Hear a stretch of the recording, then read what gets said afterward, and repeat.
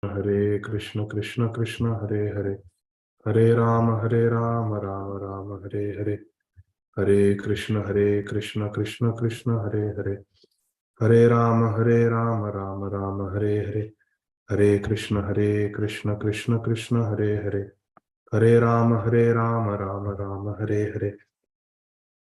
Hare Krishna, dear devotees, thank you very much for your kind association. Let's get started with our Bhakti Vaibhava study. Let's chant our Mangalacharan prayers first. Om Ajnanatirmirandhasya Jnananjanashalakaya Chakshurun Militam Yena Tasmai Shri Gurave Namah. Shri Chaitanya Manobhishtam Sthapitam Yena Bhutale Swayam Rupa Kadamahyam Dadati Swapadantikam Vande Ham Shri Guru Shri Yutapada Kamalam Shri Gurun Vaishnavanscha Shri Rupam Sagrajatam Sahagana Raghunathanvitam Tam Sajivam Sadvaitam Savadutam Parijana Sahitam Krishna Chaitanya Devam Shri Radha Krishna Padan Sahagana Lalita Shri Vishakhan Vitamscha Namam Vishnupadaya Krishna Prasthaya Bhutale Srimate Bhaktivedanta Swamin Niti Namine Namaste Saraswate Deve Gauravani Pracharine Nirvishesha Shunyavadi Paschatya Deshatarine Jai Shri Krishna Chaitanya Prabhu Nityananda Shri Advaita Gadādhara Srivasadi Gaura Bhakta Vrinda Hare Krishna Krishna Krishna Hare Hare Hare Rama Rama Rama Hare Hare Hare Krishna Krishna Krishna Hare Hare Hare Rama Rama Rama Hare Hare Hare Krishna Krishna Krishna Hare Hare Hare Rama Rama Rama Hare Hare Hare Krishna Krishna Krishna Hare Hare Hare Rama Rama Rama Hare Hare Hare Krishna Krishna Krishna Hare Hare Hare Rama Rama Rama Hare Hare Hare Krishna Krishna Krishna Hare Hare Hare Rama Rama Rama Hare Hare Om Namo Bhagavate Vasudevaya Etavan Sankhya Yogabhyam Swadharma Parinishthaya Janmalabha Parapumsam Ante Narayana Smritihi Akama Sarva Kamo Va Moksha Kama Udaradhi Tivrena Bhakti Yogena Yajeta Purusham Param Aham Eva Samevagre Nanyadyat Asat Param Paschadaham Yadetacha Yog Vishesheta Sosmeham Hrityartham yat pratiyeta na pratiyeta chatmani tadvidyadatmano mayam yatha bhaso yatha tamaha yatha mahanti bhutani bhuteshu chavacheshvanu pravishtanya pravishtani tatha teshu nateshaham etavadeva jidnyasyam Tatvajidnyasunatmanaha anvaya vyatirekabhyam yatsyat sarvatra sarvada atra sargo visargascha sthanam poshanamutayah manvantareshanukatha nirodho muktirashrayah Hare Krishna Krishna Krishna Hare Hare Hare Rama Rama Rama Hare Hare. Hare Krishna, dear devotees. So let us continue our study of Grantha Srīmad Bhāgavatam. We are studying Canto 2, Chapter 2, entitled The Lord in the Heart. and we are reading from verse number 18.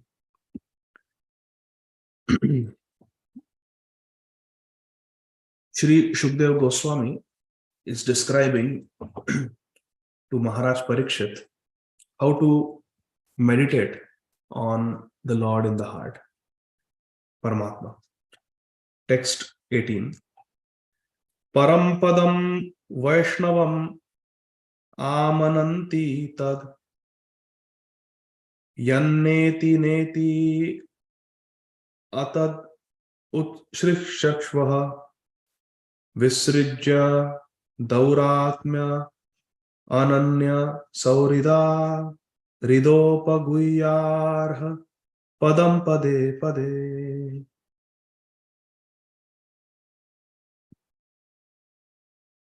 Param Padam Vaishnavamatmanantita Yanneti Neti Adad Seshrikshvaha Visrijya Dauratmyananya Saurida Ridopaguyarha Padam Pade Pade. Translation and purport by our beloved founder Acharya Nitya Lila Pravishta Om Vishnupad Shri Srīmad Abhay Charana Arvinda Bhakti Vedanta Swami Maharaj Prabhupada Jagat Guru Srila Prabhupada Ki Jai. The Transcendentalists desire to avoid everything godless, for they know that supreme situation in which everything is related with the Supreme Lord Vishnu.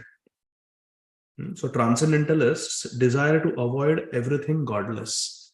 This is the nature of a devotee. A devotee wants to always be in such association where one is reminded of Krishna. And a devotee does not want to be in association where there will be distraction away from Krishna or forgetfulness of Krishna. Therefore, a pure devotee who is in absolute harmony with Lord Krishna does not create perplexities, but worships the lotus feet of Krishna at every moment, taking them into his heart. Does not create perplexities means does not complicate one's life unnecessarily. You see, many problems in our life are created because we take on unnecessarily. We should start with text 13 today. Acha? Sorry. Okay, Prabhu, thank you. Rishi Prabhu, thank you. I forgot. Okay, so we start with verse number 13. Ekaikashvangani dhyanubhavaye padadiyavadhasitam gadabhritaha jitam sthananapoya dharaye param shuddhyati dhir yatha yatha. This is 13th verse of the second chapter of the second canto of Srīmad Bhāgavatam.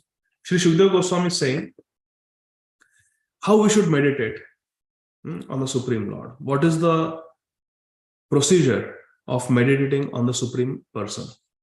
The process of meditation should begin from the lotus feet of the Lord and progress up to his smiling face.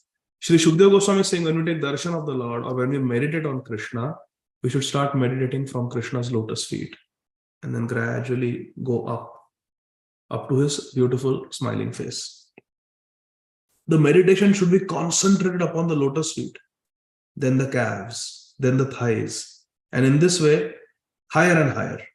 The more the mind becomes fixed upon the different parts of the limbs, one after another, the more the intelligence becomes purified. So we should meditate on one particular part of this divine transcendental body of the Supreme Lord. And then once we have fixed our mind on one part, then we should go up and up and up, finally culminating in the beautiful smiling face of Krishna. And as we focus more and more our mind on Krishna, Roop Chintan, Roop Dhyan, meditating on the beautiful form of Krishna, the more our mind becomes purified. More our intelligence becomes purified. In the purport, Srila Prabhupada says the process of meditation is recommended in Srīmad Bhāgavatam. This is the process of meditation. Further down in the first paragraph, meditating upon the deity, concentrating his mind on the lotus feet of Lord Krishna, and gradually rising higher and higher up to his smiling face. That is the procedure. Start from the lotus feet, go to his beautiful face. That's how we take darshan. Second paragraph of the purport. According to the Bhagavat school, the Lord's Ras dancing is the smiling face of Lord Krishna. Ras Leela is the smiling face of Lord Krishna. Since it is recommended in this verse that one should gradually progress from the lotus feet up to the smiling face, we shall not jump at once to understand Lord Krishna's pastimes in the Rasa dance. Ras Leela, very difficult to understand. We should not directly jump there. It is better to practice concentrating our attention by offering flowers and tulsi to the lotus feet of Lord Krishna. In this way, we gradually become purified by the archana process. We dress the Lord, bathe the Lord, etc. And all these transcendental activities help us purify our existence. When we reach the higher standard of purification, if we see the smiling face of Lord Krishna or hear the Ras dance pastimes of Lord Krishna, then we can relish his activities. So we should start with worshipping the lotus feet of Krishna, Pada Sevanam, and gradually we should work our way up to the smiling, beautiful face of Krishna. Only then we will be able to relish the Ras Leela. If we artificially try to understand the Ras Leela when we are not sufficiently purified, we will not be able to understand the Ras Leela. We will simply misunderstand it and we will not be able to relish it also. Last paragraph. Those who are too engrossed in sense gratification cannot be allowed to participate in Archana or to touch the transcendental form of Radha Krishna or Vishnu deities. For them, it is better to meditate upon the gigantic Virat Roop of Lord Krishna, as recommended in the next verse. The impersonalists and the voidists are therefore recommended to meditate upon the universal form of Lord Krishna, whereas the devotees are recommended to meditate on the deity worship in the temple. Because impersonalists and the voidists are not sufficiently purified in their spiritual activities, Archana is not meant for them. Archana or deity worship, worshipping Radha and Krishna, is not meant for those who are impersonalists, those who don't believe in the personal form of Krishna, and those who are voidists. Voidists means those who are atheists. They don't believe in any god. Deity worship is not meant for them. Therefore, even in our Vaishnava society, a second initiation is required, because second initiation indicates that one is serious about Krishna consciousness. So, text 14. Yavanna jaye taparavaresmin vishveshvare drishtari bhakti yoga tavat sthaviya purushasya rupam kriya vasane prayata smareta. Sri Shukdev Goswami is saying, unless the gross materialist develops a sense of loving service unto the Supreme Lord Krishna, who is the seer of both the transcendental and the material worlds, he should remember or meditate upon the Virat Roop, the universal form of the Lord, at the end of his prescribed duties. So, unless we develop a sense of devotion, loving service towards Krishna, we should meditate on the Virat Roop. Because remember, Archana is really meant for those who are devoted. Because you are bathing the Lord, you are dressing the Lord. It's a very intimate service. In the purport, second or third line, the spiritual world is the manifestation of Krishna's internal potency, Chid Shakti or Swarupa Shakti. And the material world is a manifestation of Krishna's external potency, Bahiranga Shakti. The living entities are also his marginal potency. We are the Tadastha Shakti, marginal potency. So this material world, which is Mayakrit, is manifestation of Krishna's Bahiranga Shakti, external energy. The spiritual world, Antaranga Shakti or internal energy, Chit Shakti. And we, Jivas, we are products in between of the marginal potency, tatastha shakti.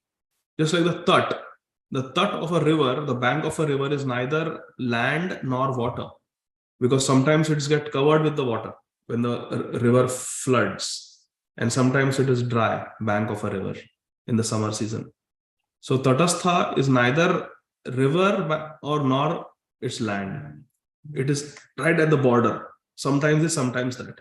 Similarly, Jiva, we are also on the tat.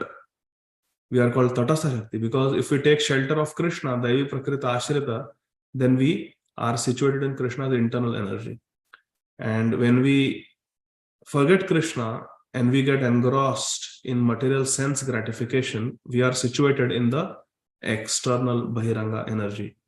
Few weeks ago, we were blessed by the presence of Sripad Vaisheshika Maharaj from ISV, one of our Gurujans.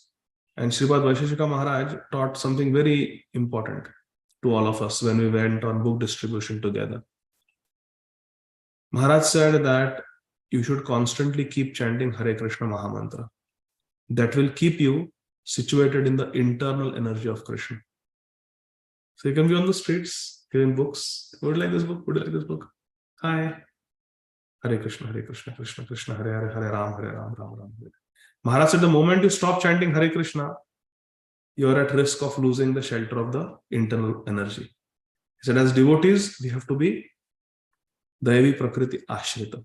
Daivi Prakriti Ashrita. We have to be under the Ashraya of Radharani, under the Ashraya of the internal potency of Krishna, not get lost in the Bahiranga Shakti.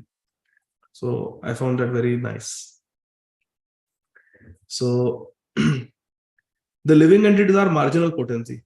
And by their own choice, they can live either in the spiritual world or in the material world. See, it's our choice. The material world is not a fit place for living entities because we are spiritual. And the material world, the living entities become conditioned by the laws of material world. The Lord wants, Krishna wants all living entities who are his parts and parcels to live with him in the transcendental spiritual world.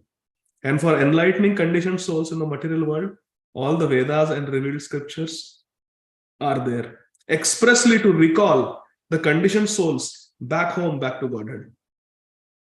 How clear Prabhupada is? Prabhupada is saying that it is our choice whether we are in the spiritual world or in the material world. It depends on our choice, what we want. Krishna wants all of us to come to him in the spiritual world because by nature we are spiritual. By nature, we are Chid Anu Vastu. Krishna is Chid Brihad Vastu. So Krishna is spiritual, but he is a supreme whole. We are small, infinitesimal, but we are also spiritual. Because we are spiritual, we do not belong to the material world.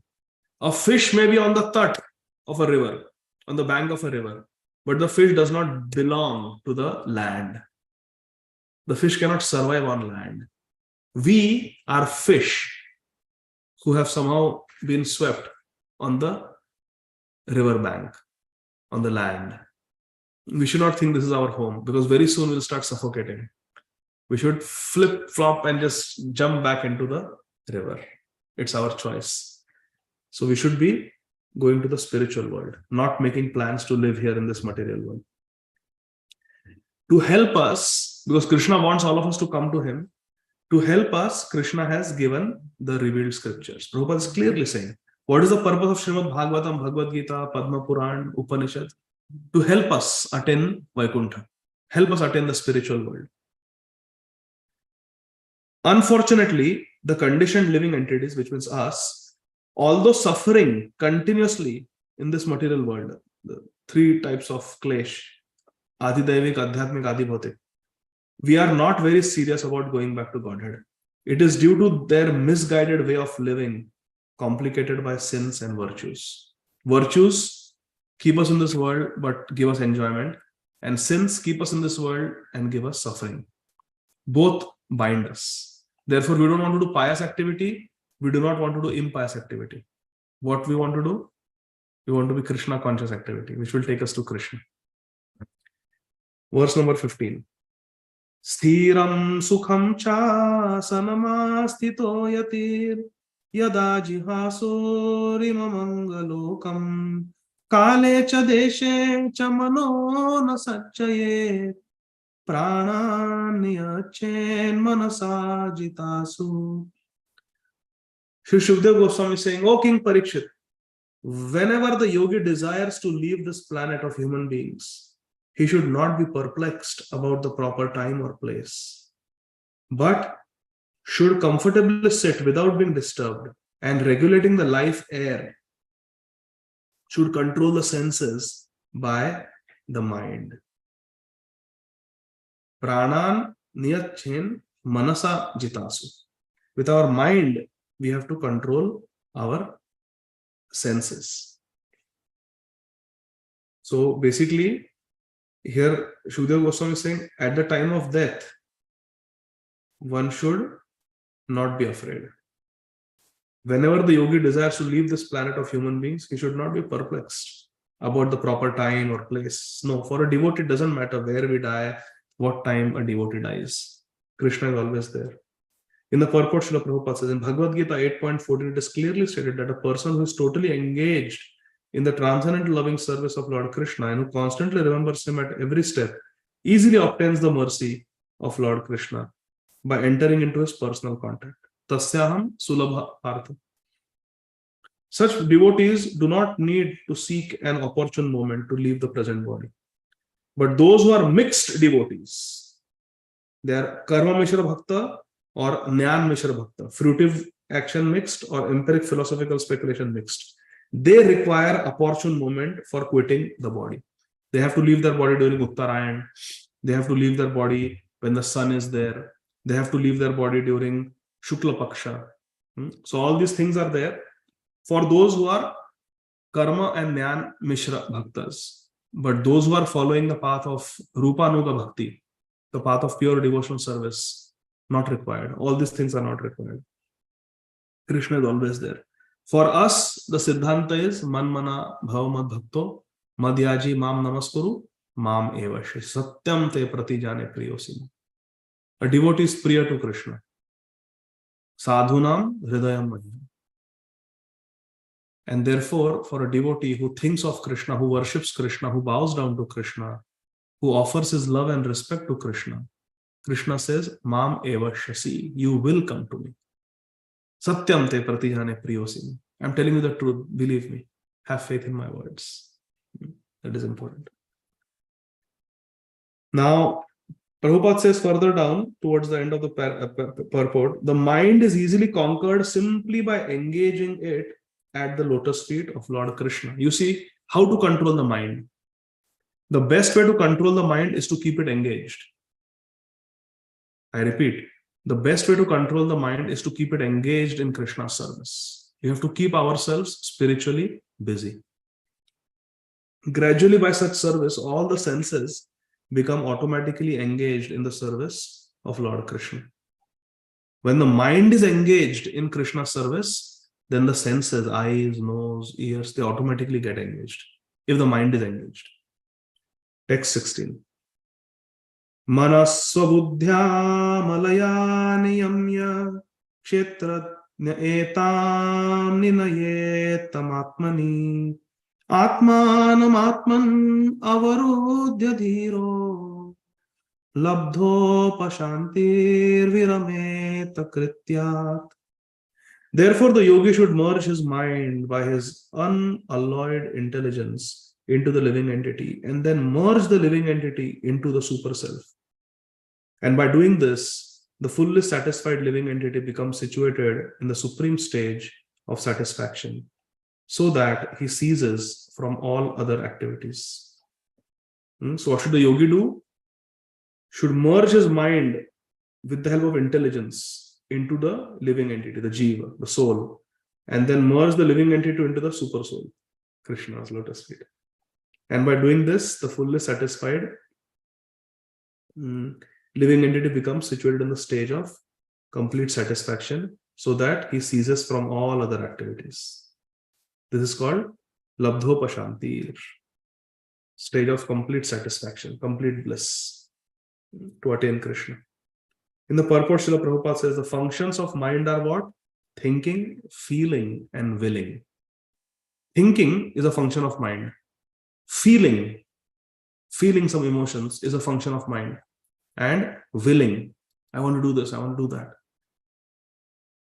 These are the functions of the mind. What is the function of the soul? Raise your hand.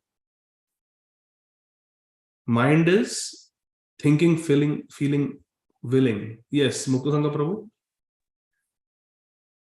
Satchidananda. Correct. The mind, the soul is Satchidananda. And eternal, full of knowledge, full of bliss. Now, what is the symptom that the soul is present in the body? Shama Kishori Mataji? Hare Krishna, Prabhuji, Dandavat Pranam. Consciousness? Yes. Consciousness, Chetana. That is a function. And what is the function of the intelligence? What does the intelligence do? Yes, Shamchandra Prabhu, please go ahead. The power of discrimination. Excellent. Absolutely correct. Discrimination. Should I do this? Should I do that? To intelligently discern, is this good for me? Is this better for me? Is this not good? Intelligence. It gives the ability to discriminate. So see, thinking, feeling, and willing is mind. Discriminating, analyzing is intelligence. And having consciousness, Chetana, is soul. Symptoms. Symptoms of mind, symptoms of intelligence, symptoms of soul. And what is the symptom of ahankar? False ego. What is the symptom? Yes, Vamshivadan Prabhu. Hare Krishna Prabhuji. Symptom of ahankar is thinking that we are the enjoyer. Very good, very good. Yes. To have Deha Atma Buddhi, to think that I am this material body, and with this material body, I need the objects of sense gratification so I can enjoy. Very good. That is the false ego. Ahankar. When the mind is materialistic or absorbed in material contact, it acts for material advancement, material knowledge, destructively ending in discovery of nuclear weapons. We are analyzing, I want this, I want that, I want more powerful weapons, and then we create nuclear weapons, nuclear energy, Hiroshima, Nagasaki, all those things. And sometimes there is nuclear waste that is leaked in the environment. So many things happen. It's a big threat. Some countries that are very fundamentalist in their approach may get hold of these nuclear weapons, and then they become a threat to the whole world. So this is the nature of the materially absorbed mind. But when the mind acts under spiritual guidance, it acts wonderfully for going back home, back to Godhead, for life of complete bliss and eternity. So what is Srila Prabhupada saying? Exactly what Krishna says in Bhagavad Gita. When the mind is uncontrolled, the mind is the greatest enemy. You see? Look at those terrorists that attacked Mumbai, for example. In the year 2008, they entered the Taj Mahal Hotel and they were shooting people, Kasab and the gang. What was wrong with their mind? Their mind was completely polluted. They were thinking to shoot down helpless, unarmed civilians is an act of bravery that will please God. To shoot women, children, old people, people who are unarmed, they are not ready for a combat. And guts hai, then you challenge the military commanders and come face to face and fight. That is Kshatriya. But in Kali Yuga, there are no Kshatriyas. These terrorists think they are brave people. They just hide a bomb in a train and run away. And boom, there's a blast. And they're celebrating. They just take over some aeroplane and collide it into the tower, and the twin towers fell, and they're celebrating. Yes, we did it. Is this bravery? Is this Kshatriya spirit? No, this is cowardice. So what is the problem? Their mind is not in control. Their mind has been polluted. So their mind is their enemy. All these young terrorists, these suicide bombers, they can use their life for bhajan and get out of this material world. But instead, they waste their human form of life because their mind has become their enemy. Their mind is willing, thinking of doing things that are completely against dharma. So when the mind is uncontrolled, it is our greatest enemy. When the mind is controlled, it is our greatest friend. In this regard, I would encourage you to watch one drama on YouTube called Me and My Mind. It's by ISKCON devotees. Me and My Mind. It's a pantomime show. There's no dialogue. So someone can maybe share the link, if possible, in the group. But it's a very nice drama. Me and My Mind. Watch it. It's nice. Very simple drama, but teaches profound lesson that when the mind is uncontrolled, it's our enemy. We should not listen to the mind. But when the mind gets trained, when the mind is guided by Guru, Sadhu, Shastra, then the mind becomes our good friend. So Ramsham Prabhu has shared. So this can be your fun homework. Okay? Watch this drama and enjoy. Me and My Mind. So, but when the mind acts under spiritual guidance, it acts wonderfully to take us back home, back to Godhead. Therefore, the mind has to be manipulated by good intelligence, Vivek Buddhi. Intelligence has to control the mind. Perfect intelligence is to render service to the Lord. And how we should use our intelligence, our power of discrimination, how I can serve Krishna. With our mind, we have to discriminate. Is this thing favorable for Krishna Bhakti? Anukula sankalpa. Let me do it if it is favorable. With intelligence, analyze. Is this thing harmful for my spiritual life? If yes, then give it up. Pratikulasya varjanam. That is called intelligence, spiritual intelligence. This intelligence comes from hearing from sadhus and reading from Shastra. Okay? This Vivek Buddhi, this good spiritual intelligence comes when we sharpen our intelligence with Shastra by reading Bhagavad Gita, Srīmad, Bhāgavatam, Chaitanya Charitamrita, and by hearing the words of pure devotees. Okay? That's how we get our Vivek Buddhi. Something very beautiful, Srila Prabhupada says, Lord Krishna and his service are identical, being on the absolute plane. Therefore, the unalloyed intelligence and the mind are merged into Lord Krishna. So when the intelligence is in control of the mind and the intelligence is nicely sharpened through Guru and Shastra and Sadhu, then the mind and intelligence both get offered to Krishna. See, Prabhupada says here. Therefore, the unalloyed intelligence means pure intelligence, spiritual intelligence, and the mind are merged into Lord Krishna. And thus the living entity does not remain a seer himself, but becomes seen by Lord Krishna transcendentally. Srila Bhakti Siddhanta Saraswati Thakur Prabhupada used to say, don't try to see Krishna, but serve Krishna in a way that Krishna is pleased to see you. Right now, we simply see ourselves in the center. What is there in this for me? That's the perpetual question everyone in this world is asking. Out of selfishness. What's in it for me? What's in it for me? What's in it for me?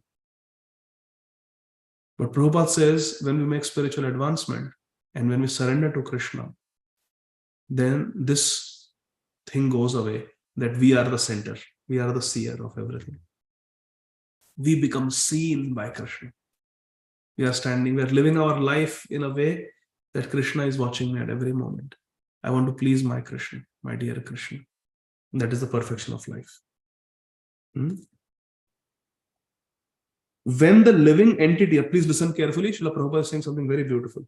When the living entity, means all of us, Jiva, when the living entity is directly seen by Lord Krishna dictates to him to act according to Krishna's desire. Krishna dictates that you do this, you do that.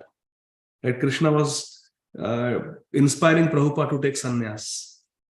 Krishna was sending his Gurudev, Srila Bhakti Siddhanta Saraswati Thakur Prabhupada, also in the dream again and again to inspire Prabhupada to take sannyas. So Krishna dictates to the devotee. And when the living entity follows the dictations of Krishna perfectly, the living entity ceases to discharge any other duty for his illusory satisfaction. Then all this materialistic activity cease automatically.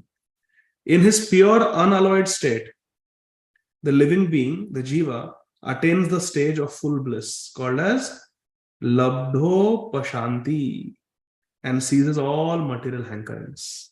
Brahma bhuta prasannatma na sochati, na kankshati. Samah sarveshu bhuteshu mad bhaktim labhate param. Text 17. So this is the way. We have to completely surrender to Krishna, and we have to reach a stage where we can hear the dictation of Krishna and follow the dictation of Krishna. 17.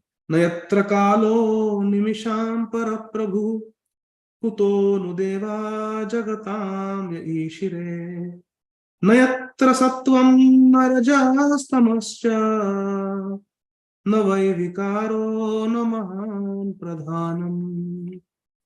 In that transcendental state of labdho pashanti, there is no supremacy of devastating time, which controls even the great celestial demigods who are empowered to rule over the mundane world, mundane universe. And what to speak of the demigods themselves? Nor is there the mode of material goodness, nor passion, nor ignorance, nor even the false ego, nor the material causal ocean, nor the material nature. In this transcendental state of being completely in contact with Krishna, constantly being in touch with Krishna, is called labdho pashanti. In this stage, there is no influence of time, there is no influence of maya, there is no influence of ahankar, ignorance, passion, goodness, nothing. We become gunatit, jivan mukta. This stage where we are completely in touch with Krishna. In the purport, Srila Prabhupada says, Bahunam what is that? Bahunam janmanam ante jnanavan mam prapadyate vasudeva sarvamiti samahatma sudurlabha. We attain the stage of Krishna consciousness, complete Krishna consciousness, where we are constantly aware of Krishna. Text 18. Parampadam vaishnavamatmananti tad yanneti neteya tad utsishakshva visrijya dauratmya ananna saurida hridopaguyarha padam pade pade. The transcendentalists desire to avoid everything godless, for they know that a supreme situation is in which everything is related to Supreme Lord Vishnu. Therefore, a pure devotee who is in absolute harmony with Lord Krishna does not create perplexities, but worships the lotus feet of Krishna at every moment, taking Krishna into his heart. A pure devotee always remembers Krishna in the heart. We have discussed many times. Premanjana churita bhakti vilochanena santa sadaiva hridayeshu vilokayanti yam shama sundaram achintya gunaswarupam govindam adi purusham tamaham bhajami. Always having darshan in the heart of Krishna, and does not run after material pursuits, does not increase the perplexities of life. That is the nature of a sincere transcendentalist. Text 19. Itham munistu parame vyavastito Vijnana drigvirya surandhitashayah Swaparshnina pidya gudam tatonilam Sthaneshu shatsu namaye jitaklamaha. By the strength of scientific knowledge, one should be well situated in absolute realization and thus be able to extinguish all material desires. One should then give up the material body by blocking the air hole through which stool is evacuated with the heel of one's foot, and by lifting the life air from one place to another in the 6 primary places. This is the way of giving up one's body through Brahma Randra.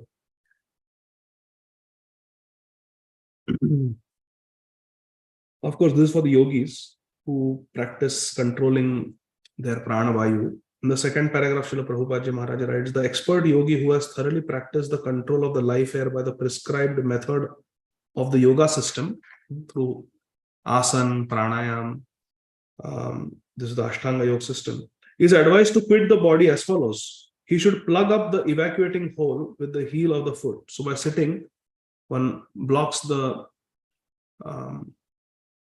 anus with the heel of one's foot.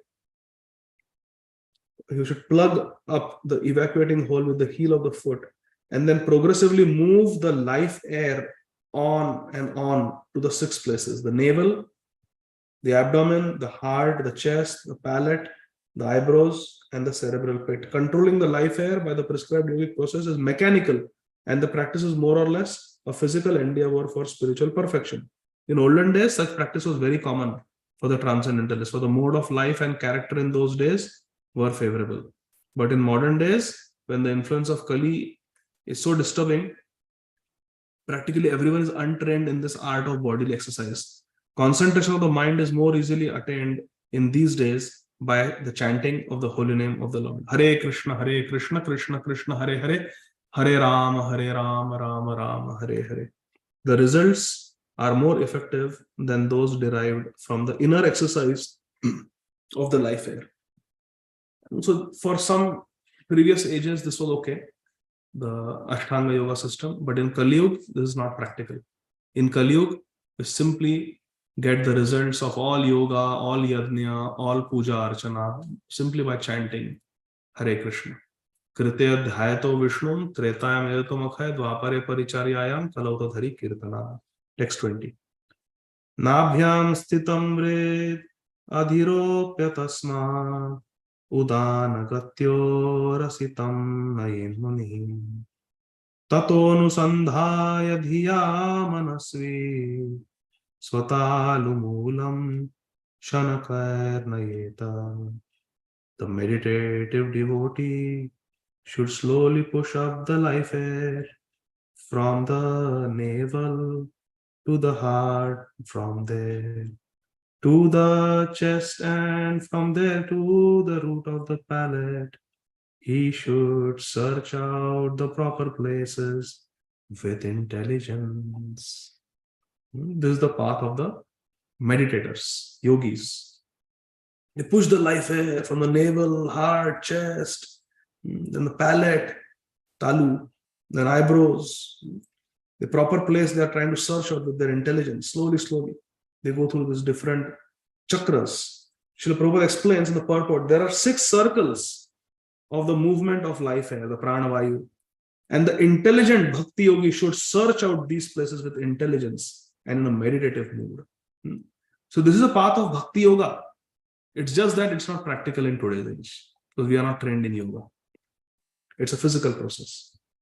We cannot even sit for 2 hours in Padmasana to chant our 16 rounds. keep shifting and moving. What we will do this? Anyway, but this is there. The science is there. Among these mentioned above is the Swadhisthana Chakra, or the powerhouse of life air. And above this, just below the abdomen and the navel, is the Mani Puraka Chakra. When upper space is further searched out in the heart, one reaches the Anahata Chakra. And further up, when the life air is placed at the root of the palate, one reaches the Vishuddhi Chakra. Then what happens after that? 21. Tasmad Bruvoran Taram Unnayeta Niruddha Saptayatano Napekshaha Sthitva Muhurtardhamakuntha Drishtir Nirbhedya Murdhan Vishrijet Param Gataha. Thereafter, the Bhakti Yogi should push the life air up between the eyebrows here. And then blocking the 7 outlets of life air. Nostrils, ears, mouth, you should block them. And he should maintain his aim for going back home, back to Godhead. If he is completely free from all desires for material enjoyment, and one has made one's aim, I want to go back to Lord Vishnu, he should then reach the cerebral hole, Brahmarandra. He should reach the cerebral hole and give up his material connections, having gone to the Supreme. In the last paragraph, Srila Prabhupada Ji Maharaj writes that the life air passes through 7 openings, namely the 2 eyes, 2 nostrils, 2 ears, and 1 mouth. Generally, it passes through the mouth at the time of an ordinary man's death. But the yogi, as mentioned, who controls the life air in his own way, generally releases the life air by puncturing the cerebral hole in the head. The yogi therefore blocks up all the above mentioned 7 openings so that the life air, pranavayu, will naturally burst forth through the cerebral hole. This is the sure sign of a great devotee's leaving the material connection. Text 22. Yadi prayasyam ripaparameshtham vaihayasana mutayad viharam ashtadipatyam gunasannivaye sahaiva gacchen manasendriyascha. However, O king, if a yogi maintains a desire for improved material enjoyments like transference to the topmost planet, Brahmalok, or the achievement of the 8-fold perfections, travel to outer space with the Vaihayasas, or a situation in one of the millions of planets, then he has to take away with him the materially molded mind and senses. In the purport, Srila Prabhupada says, in the upper status of the planetary system, there are facilities thousands and thousands of times greater for material enjoyment than in the lower planetary systems. The topmost planetary system consists of planets like Brahmalok and Dhruvalok, the pole star. And all of them are situated beyond Maharlok. The inhabitants of those planets are empowered with 8-fold achievements of mystic perfection. They do not have to learn and practice the mystic process of yoga, perfection, and achieve the power of becoming small like a particle, Anima Siddhi, or lighter than a soft feather, Laghima Siddhi. They do not have to get anything and everything from anywhere and everywhere. Prapti Siddhi, to become heavier than the heaviest, Mahima Siddhi, to act freely, even to create something wonderful or to annihilate anything at will, Ishitva Shakti, Ishitva Siddhi, to control all material elements, Vashitva Siddhi, to possess such power that as will never be frustrated in any desire, Prakamya Siddhi, or to assume any shape or form one may even whimsically desire, Kamavasayita Siddhi. All these expediencies are as common as natural gifts for the inhabitants of those higher planets. They do not require any mechanical help to travel in outer space, and they can move and travel at will from one planet to another planet in no time. So all these mystic perfections, siddhis, are there. And if some yogi has desire for them, then they will take birth in the material world and get those things. But we devotees, we are not interested in these things. Na yoga siddhir, na mamastu moksho, vaikuntha loke pina parshadatvam, prema pina syaditi chetarantu, mamastu vrindavana eva vasaha. A devotee simply wants to go to Golok Vrindavan and serve Radha and Krishna there eternally. Text 23. Yogeshwaranam gatimahurantar bahistrilokya pavanantaratmanam na karmabhistam gatimapnuvanti vidya tapo yoga samadhi bhajam. The transcendentalists are concerned with the spiritual body. Yes, a devotee is concerned with the spiritual body, knowing that this material body is anyway going to be destroyed. As such, by the strength of their devotional service, austerities, mystic power, and transcendental knowledge, their movements are unrestricted within and beyond the material worlds. The fruitive workers or the gross materialists can never move in such an unrestricted manner. This is the power that the yogis who are practicing Bhakti Yoga get. They can travel anywhere. Their movements are unrestricted, whereas the materialistic people, they try so hard, but still they cannot do it. Srila Prabhupada purport gives example of Narad Muni and Sri Durvasa Muni also. By the strength of devotional service, austerities, mystic powers, and transcendental knowledge, everyone can move like Narad Muni and Durvasa Muni. It is said that Durvasa Muni traveled throughout the entirety of material space and part of spiritual space within 1 year only. The speed of the transcendentalists can never be attained by the gross or subtle materialists. A devotee is always superior to all other transcendentalists. Text 24.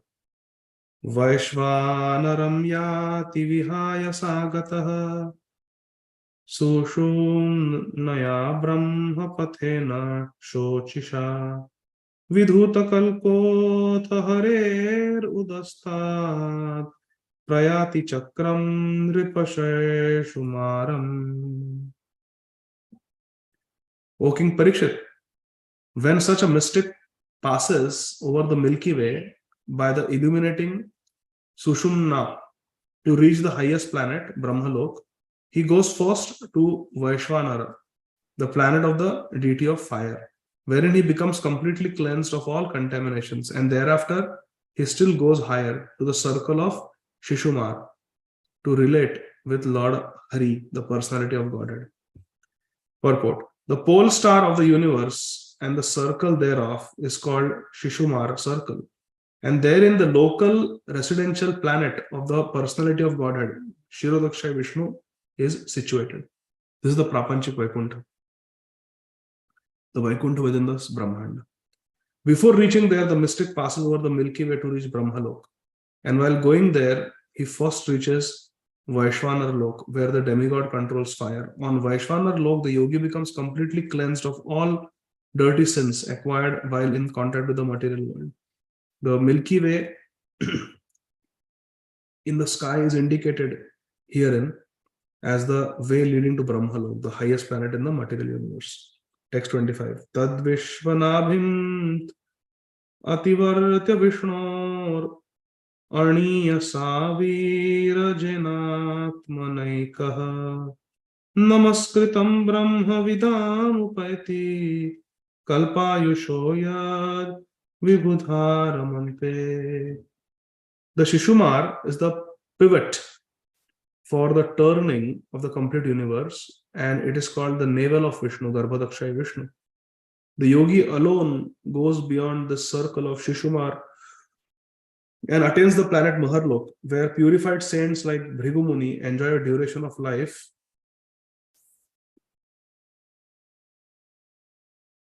of 4.3 billion solar years. This planet is worshipable even for the saints who are transcendentally situated. Maharlok, all those siddhas live there. Text 26. Athonantasya mukhanalena dandayamanam saniriksha vishvam niryati siddheshvara jushta drishnyam yadvai parardhyam taduparamishyam.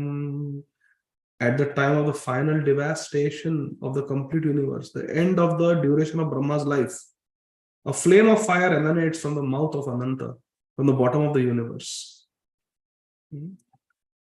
The yogi sees all the planets of the universe burning to ashes, and thus he leaves for Satyalok by airplanes used by the great purified souls. The duration of life in Satyalok is calculated to be, I think, 15.48 trillion years. So this is the duration of life in Brahmaji's planet Satyalok. It is indicated herein that the residents of Maharlok, where the purified living entities or demigods, they possess a duration of life calculated to be a lot of years, solar years, 4.3 billion years. They have airships by which they reach Satyalok, the topmost planet of the universe. So the residents of Maharlok, when the time of Brahmaji's death comes and there is universal devastation, they go travel upwards to Satyalok. In other words, Srīmad Bhāgavatam gives us many clues about other planets far, far away from us, which modern airplane spacecrafts cannot reach, even by imaginary speeds. The statements of Srīmad Bhāgavatam are accepted by great acharyas like Srila Sridhar Swami, Sripad Ramanujacharya, Sri Vallabhacharya. Lord Sri Chaitanya Mahaprabhu specifically accepts Srīmad Bhāgavatam as the spotless Vedic authority. Srīmad Bhāgavatam Pramanam Amalam. So all this is there. Text 27. Nayatra shoko najara namrutyur narti na chodvegarite kutaschet yachit tatodah kripaya nitam vedam duranta dukkha prabhavanudarshanat. In that planet of Satyalok, there is neither bereavement, nor old age, nor death. There is no pain of any kind, and therefore there are no anxieties, save and except that sometimes, due to consciousness, there is a feeling of compassion for those unaware of the process of devotional service, who are subjected to unsurpassable miseries in the material world. This compassion is very, very important. Why the residents of Satyalok are feeling compassion? Because so many living entities are suffering in the lower planetary systems, and they are in complete ignorance of Krishna. This is called Vaishnava, Paradukha Dukhi. That's why Krishna and his associates, they descend in this world. In the last sentence, Srila Prabhupada says, all the bona fide acharyas preach this truth of returning home back to Godhead and warn men not to make a false plan for happiness in a place where happiness is only a myth. Dukhalayam. You cannot have sukh in Dukhalayam. Text 28. Tato vishesham pratipadya nirbhayas tenatmanapo nalamurtiratvaram jyotirmayo vayumupetya kale vayatmanakam brihadatmalingam. After reaching Satyalok, the devotee is specifically able to be incorporated fearlessly by the subtle body in an identity similar to that of the gross body. And one after another, he gradually attains stages of existence from earthly to watery, fiery, glowing, and airy until he reaches the ethereal stage. So the body also becomes more and more and more subtle. In the last paragraph, Srila Prabhupada says, Srila Sridhar Swami confirms that a part of the material nature after being initiated by the Lord is known as the Mahat Tattva. A fractional portion of the Mahat Tattva is called the false ego. A portion of the ego is the vibration of the sound, and a portion of sound is atmospheric air. A portion of the airy atmosphere is turned into forms, and the forms constitute the power of electricity or heat. Heat produces the smell of the aroma of the earth, and the gross earth is produced by such aroma. And all these different combined together constitute the cosmic phenomenon, the Mahat Tattva. The extent of the cosmic phenomenon is calculated to be diametrically both ways 4 billion miles. Then the coverings of the universe begin. The first stratum of the covering is calculated to extend 80 million miles. Subsequent coverings of the universe are respectively made of fire, effulgence, air, and ether, one after another. Each penetrates each one of them and ultimately reaches the absolute atmosphere where everything is of one and the same spiritual identity. Then the devotee enters one of the Vaikuntha planets where he assumes exactly the same form as the Lord and engages in the loving transcendental service of the Lord. Salokya, Sarupya Mukti. That is the highest perfection of devotional life. Beyond this, there is nothing to be desired or achieved by the perfect yogi. To attain Krishna and Vaikuntha is the highest. So we'll stop here and we'll continue from verse number 29 in the next class. Granthara Srīmad Bhāgavatam ki jai, Jagat Guru Srila Prabhupada ki jai. Nitai Gaur Premanande, Hari Hari Bol. Thank you very much. Hare Krishna. So we have two questions, Shama Kishori Mataji and then Shamchandra Prabhu. Hare Krishna, Prabhuji, Dandat Pranam. Thank you very much for the wonderful class. Prabhuji, in verse 21, it's mentioned that, the yogi blocks all the holes and the life air naturally bursts forth through the cerebral hole. So has it been observed that there's some puncture or some sign on the top of the head when such a person dies? Has that been observed, Prabhuji? As far as I know, no. I don't know of any devotee leaving the body like that But this is not necessarily something that we can see. So it's not that there is like almost like a explosion and the soul comes out, because the soul is very subtle. Keshagra, make 100 parts of the tip of the hair, and then each part you take and make 100 further parts. That is a dimension of the soul. The soul is really subtle. So we may not be able to observe it. But again, this process of the yogi gradually taking the life air higher and higher and then exiting through the cerebral hole, Brahmarandra, this is not really something that we practice. In Krishna consciousness, we practice fixing our consciousness on Krishna. Macchitta sadatam bhava, Krishna says. In Krishna consciousness, we practice chanting Hare Krishna Mahamantra and hearing the sound vibration, reading Krishna book, thinking about Krishna. That is our path. Worshipping Krishna, and then Krishna will be there for us. That is Krishna's promise. So that is our path, Mataji. But as far as I have heard and read, I have not seen this, because it's not our path and it's very subtle. The soul is very subtle. So like that. Is that okay, Mataji? Yes, Prabhuji, I have one other question. May I ask? Yes. So Yes. during the last class, Prabhuji, I think it was mentioned that this material world is like a jail, and everyone is Maithunagar. prisoners. So Prabhuji, in a jail, people know that they are in a jail, but here most people don't know that, or they don't feel that way. So why did Krishna not make everyone feel as if they were in a jail, if he really wanted them to exit this place? Yeah. No, we know, everybody knows that they are in the jail.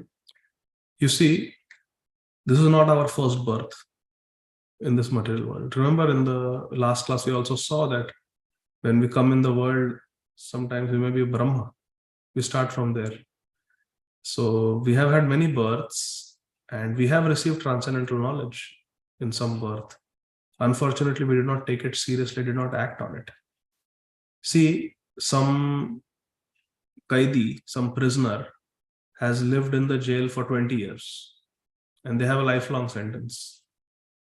20 years they have passed in the jail. You know how they get accustomed to it? Okay, this is the breakfast time, this is the lunch time, this is when we work, this is our dinner time. Sunday we play some basketball. We go, they may, even play cards, they may even joke in the jail. They do all sorts of things in the jail. So if somebody is observing, they wonder, hey, why don't they realize they're in a jail? But they know they're in a jail, but they have gotten busy in the jail now. They have got comfortable in the jail. So that's how we are. Actually, in the previous births, all of us have had some transcendental knowledge where we understand that I am not this body, I am a soul, and I'm belonging to the spiritual world, but I'm stuck here in the material world. But so many distractions are there in the material world. Deha Atma Buddhi, thinking this body to be the self, family members to be mine, job, earning, this, that. So although we are in the jail, we are like that prisoner who has become familiar with the jail now. So that's how our situation is. So we have forgotten that we are in we act as if we don't realize we are in the jail. But then suddenly somebody dies and everybody becomes very serious. So death is a very stark reminder of our situation in this material world. Actually, we are all dying. It's just a question who is going to die first. But again, for a devotee, everything is auspicious because Krishna promises he's there. Krishna wants us to come to the spiritual world. You see, we read, Srila Prabhupada wrote in the purport in the beginning that Krishna wants us to come to the spiritual world. He wants us to come to the spiritual world. So if we express a desire that, yes, Krishna, I also want to come, there is a match. There is a match. And then we act accordingly by chanting Hare Krishna. Then everything becomes perfect. So that is the thing, Madhuri. We have become comfortable here. Is that okay? Yes. Thank you, Prabhuji. Hare Krishna. Hare Krishna.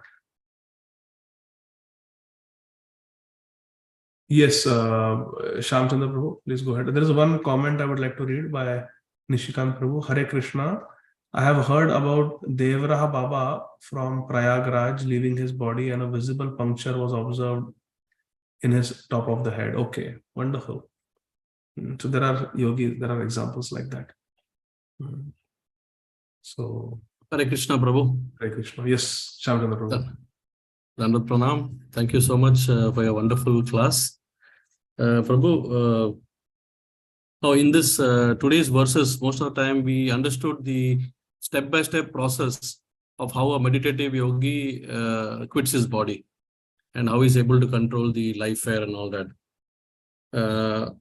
But in verse 21, in the translation, Srila Prabhupada says, thereafter the Bhakti yogi should push the life air up between the eyebrows and then block the 7 outlets of the life air. So the word specifically uses Bhakti yogi. So can you explain this? Why Prabhupada has used the word Bhakti yogi? Because Bhakti yogi, as per our definition, does not think about this process of leaving the body, like a meditative yogi. Yeah. So you're right, Prabhuji. This is a description of the mystic yogi, the meditative, the one practice Ashtanga yoga, where there is controlling of the life air through pranayama. So they are being discussed. But what Srila Prabhupada is saying, that when such yogis, they concentrate upon Krishna and they make Vaikuntha the aim of their life, then they are also considered to be Bhakti yogis. So Karma yogis can be Bhakti yogis, Dhyana yogis can be Bhakti yogis, Jnana yogis can be Bhakti, but it's mishrit, it's mixed, it's not pure. And when we talk about Bhakti yoga, as we talk in our Rupanuga Sampradaya, Rupanuga Parampara, we talk about Kevala Bhakti. So that is Shuddha Bhakti yoga, that what we practice, where we don't, it is Jnana, Karma, Ādi, means even this mystic meditation, Anavrata. It's untouched, uncovered by all these things. Anya Abhilashita Shunyam Jnana Karma Adi Anavratam Anukulina Krishna Anushilanam Bhakti Uttama. The Uttama Bhakti that we want to practice, that is the path of pure devotion. Whereas in this verse that you are mentioning, Prabhuji, Srila Prabhupada is talking about a Dhyana yogi, Ashtanga yogi, who is focusing on the form of Lord Vishnu as the Paramatma in the heart. So such a meditative yogi is also considered to be a bhakta, but he is not a pure bhakta. He is a mishrit bhakta. So like that. Okay. And so such yogis generally attain the Shantaras. Okay. But devotees who actively engage in service, who read the Rasik literatures like Srīmad Bhāgavatam, they can develop relationship with Krishna. Like that. Okay, Prabhu. And one more question. In verse 26, where it's mentioned that the third stop of such a yogi is Maharloka, before he goes to Brahmaloka. So where Bhrigu Muni is living. So it is mentioned that he can see the 3 worlds from there, burning in fire, which is emanated from the mouth of Ananta, at the time of the end of Brahmaji's life. How can a Maharloka resident, I'm just thinking, Maharloka is below Satyaloka, and how can he see when Brahma will quit his body? And if Brahma is quitting his body, then everybody quits, no? The entire universe also will get devastated. So it's mentioned that he can see the 3 worlds burning in fire after Brahmaji quits his body, because only then Ananta releases the fire from his mouth. So it's slightly perplexing. My understanding is not like that, Prabhuji. My understanding is when the time for Brahmaji to end his life comes to an end, at that time there is the final pralaya where everything is destroyed and the fire comes and Brahmaji is still there in Brahmalok. Brahmaji is still there in Brahmalok, and the residents of Maharlok, who are all Siddhas, they by airplanes they travel to Brahmalok, and there along with Brahmaji they meditate, they do bhajan, and Brahmaji takes them to Vaikuntha. This is what I have read and this is my understanding. And then the universe continues to burn and perish. And that is the death of Brahmaji. But upon his death, Brahmaji takes all these yogis residents of Satyalok with him to Vaikuntha. That is my So understanding. even the Maharlok residents also get a Those chance who go, those who go to Satyalok from Maharlok, they also go with Brahmaji. I have read this in Prabhupada's books, only like that. So Brahmaji is still alive. Okay, Prabhu. Thank you. Hare Krishna. Hare Krishna. Last question, Kamal Gopika Mataji. Hare Krishna, Prabhuji, Dandat Parna. Very nice class, Prabhuji. So in text 27, Prabhuji, Satyaloka is part of this universe, the topmost planet, right, Prabhu? Yes. And Brahma, he is the resident of Satyaloka. So when we say, right now you say that Brahma he did not die, he just means to the Vaikuntha Lok. But we say all the time that Brahma has to die, na? And in the translation, Prabhuji, it's written that there is no pain on in the Satyaloka, no old age or no death. So it's correct. So generally speaking, there is no old age, there is no disease, there is no hospital, no vaccines, no antibiotics in Satyalok. That is true. But when the time of devastation comes and Brahmaji's 100 years are over, Brahmaji also dies. He dies and he goes back to the spiritual world with the residents. So death is there for Brahmaji after 100 years of Satyalok. But until then, most of his life is very comfortable. There is no disease or death. When Hiranyakashipu was in power, everybody except Shivaji and Brahmaji were troubled by Hiranyakashipu. But Hiranyakashipu or Ravan never dared to touch Satyalok or Kailash, the abode of Lord Shiva. So like that. In these places, there is no suffering, there is no disease, but ultimately death will come to Brahmaji. And the whole universe is going to be destroyed. No?